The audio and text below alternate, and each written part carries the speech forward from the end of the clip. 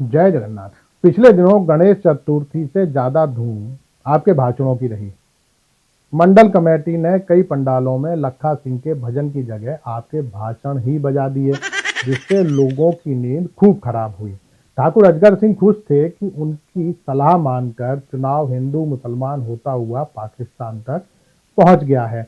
इसी खुशी में उन्होंने दारू के पनारे बहा दिए, जिसमें बहते हुए गणेश का विसर्जन किया लोगों ने।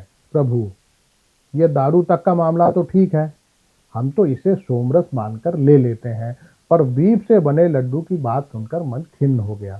सुना है राम मंदिर उद्घाटन के समय आपने भी खाए थे। अब हमारी आंखों में तो आपका गाय को चूमने वाला चित्र ही छपा है। प्रभु, मामला किसी विधर्मी का होता तो मस्जिद और चर्च तोड़ आते। अब तिरुपति मंदिर का क्या करें?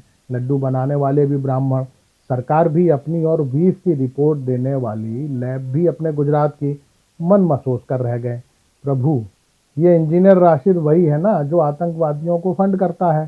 सुना है पार्टी उसे पीछे से सपोर्ट कर रही है, जिससे चुनाव के बाद सरकार बनाने में उसका फायदा उठाया जा सके। मंडल अध्यक्ष सरदार जंडेल सिंह कह रहे थे, सत्ता के लिए कोई अछूत नहीं होता।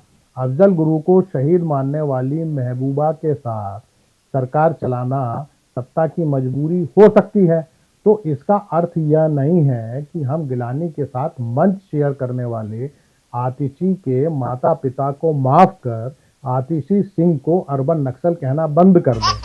पार्टी के कंगना रनौत बन चुके कार्यकर्ता भीमा कश्यप ने सवाल कर दिया कि देश का सबसे बड़ा आतंकी संसद का नेता प्रतिपक्ष है और अर्बन नक्सल सीएम पद संभालने वाली है। यह हमारे गृह मंत्री की नाकामी है या साहब की? सरदार जी बोले, ये आपके व्यक्तिगत विचार हो सकते हैं, पार्टी इससे सहमत नहीं है।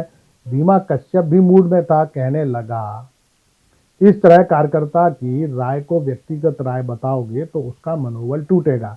पार्टी को उसी तरह मेरा साथ देना चाहिए जैसे केंद्रीय मंत्री रणवीर बिट्टू का दे रही है। आखिर पार्टी ऐसे गालीबाज नेताओं की दम पर ही तो चल रही है।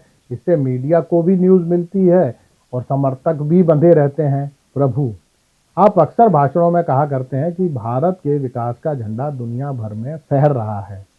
सबसे गांव वाले विदेशों में रह रहे अपने तमाम रिश्तेदारों को फोन कर कह रहे हैं कि विकास का झंडा कहीं नजर आ जाए तो एक आध यहाँ भी भिजवा देना, जिससे हम भी उसे देख सकें।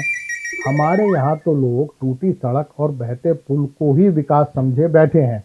एक दिन भोला जाटव मिल गया, भोली सूरत बनाकर कहने लगा, भैया, जिस मगरमच्छ को बाल नरेंद्र ने पकड़ा था, सुना है वो भी सूरत का विकास देखने आ गया। उस दिन घसीटामल की चाय की दुकान पर जेएनयू वाला सिया जाधव लोगों को बता रहा था कि विकास का डंका मोदी जी बजाते हैं, भुगतना डोभाल जी को पड़ता है। मोदी जी यूक्रेन गए बुद्ध का संदेश लेकर, फिर डोभाल जी पुतिन के पास गए मोदी जी की सफाई लेकर। पुन्नू की हत्या की खुशियां मनाई आईटी सेल ने, अमेरिका से वारंट मिला डोभाल जी को। प्रभु, ये अपने हरियाणा के घोषणा पत्र की बड़ी धूम है इन दिनों। उस दिन पप्पू पनवाड़ी की चाय की दुकान पर कुछ लोग कह रहे थे कि लगता है मोदी जी अब किसान और जवानों की तरफ झुक रहे हैं। यह सुनकर पत्रकार लंगड़ जोर जोर से हंसने लगा।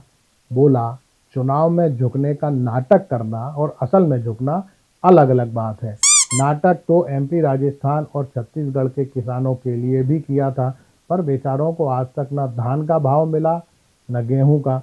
अब अपने भन्नो सेठ को ही ले लो, जितना उनका खुद का आकार है उतना ही वर्गाकार उनका पेट है। दक्षिणपंथी होते हुए भी एक दिन बाम की तरफ झुकने की कोशिश की, धम से गिर गए, चारों खाने चिट। यह सुनकर लोग खींची कर हंसने लगे। प्रभु, सुना है हरियाणा के लोग हमारे वादों पर भरोसा नहीं कर रहे, गांव वाले हमारे नेताओं को घुसने नहीं दे रहे, हमारे चक्कर में बेचारा दुष्यंत भी पिट रहा है।